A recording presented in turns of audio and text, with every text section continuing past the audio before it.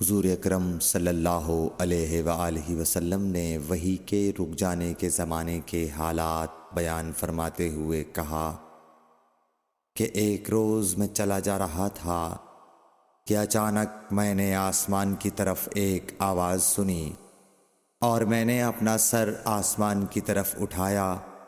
کیا دیکھتا ہوں کہ وہی فرشتہ جو میرے پاس غار حرا میں آیا تھا وہ آسمان و زمین کے بیچ میں ایک کرسی پر بیٹھا ہوا ہے۔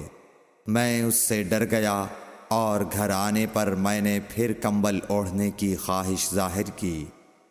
اس وقت اللہ پاک کی طرف سے یہ آیات نازل ہوئیں، اے لحاف اوڑھ کر لیٹنے والے، اٹھ کھڑا ہو اور لوگوں کو عذاب الہی سے ڈرا، اور اپنے رب کی بڑائی بیان کر، اور اپنے کپڑوں کو پاک صاف رکھ اور گندگی سے دور رہ۔